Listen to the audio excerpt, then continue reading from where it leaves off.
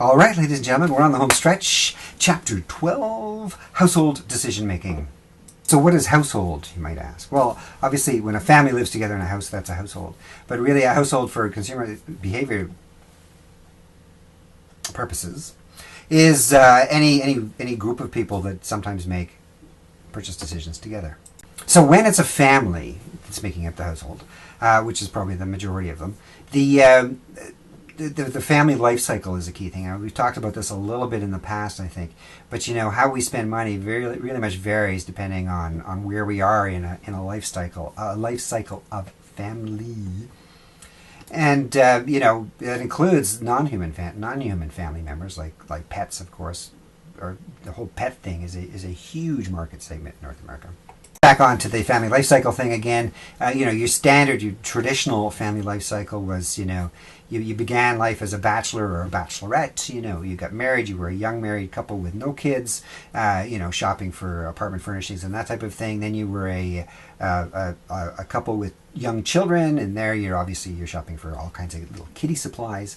And then you're a family with teenagers, and then you're a family with college kids, and then you're a family, an empty nesters they're called. So the same couple is still together, but the kids are out of the house, and then eventually one of them dies, and then you have a spinster or a widower, I guess. And that obviously our purchase decisions change in each of those phases, and the influences on our purchases, our needs, even our wants and desires obviously change over time.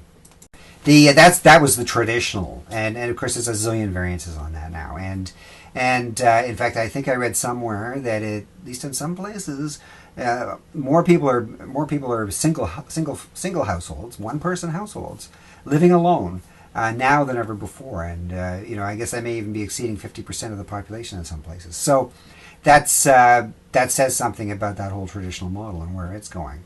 But the point being that what was the point of that? I don't know. The point of that last conversation actually was about the fact that where you are in your family life cycle impacts your purchase decisions. Think about that. Think about where your target audience might be, or even if your product can fit into a particular lifestyle.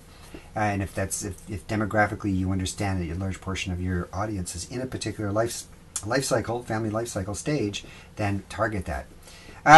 Household and family decision making. So this is getting away from just the family. Even there's basically two types of decisions that a family might make: a consensual purchase where everybody agrees, or an accommodative purchase decision where.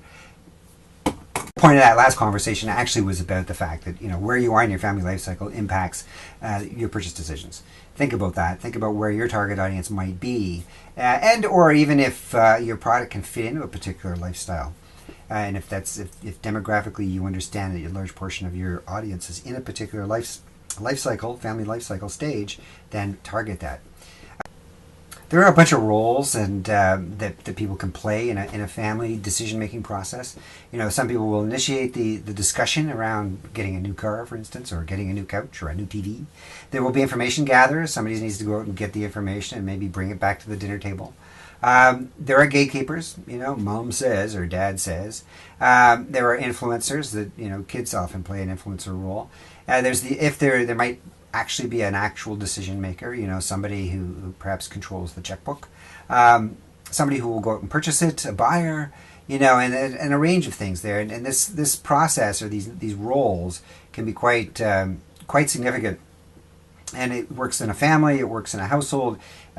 Business purchase decision making frequently follows this type of path as well, where sometimes the roles are even formalized to the point of job description, where you have a purchasing officer.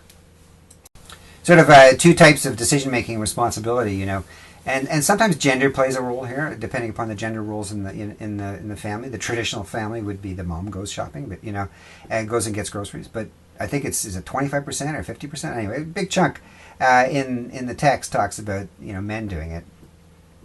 So it really depends upon probably the culture of the family. Who makes key decisions in a family? There are two types of decisions: an automatic decision, where one family member chooses the product, and that may be around a particular product category. If we stick with our traditional thing, the woman decides what cereal, and she'll buy. And a syncretic decision where both partners or multiple partners will get together and discuss it, and the decision needs to be consensual before the purchase is made. The chapter concludes with a discussion of children as consumers, and I find figure 10.86 kind of interesting, where it talks about the 5 stages of consumer development and plots it around age, where, at a very young age we're observing, but quite quickly we start making requests, and then, as soon as we're going into the stores with mommy, we're making assisted purchases maybe, and finally we're making independent purchases when we actually have some disposable income, usually in the form of an allowance. And that concludes Chapter 12. Thank you for joining me on this series of consumer behavior lectures, and we'll see you next time live and in person and in class.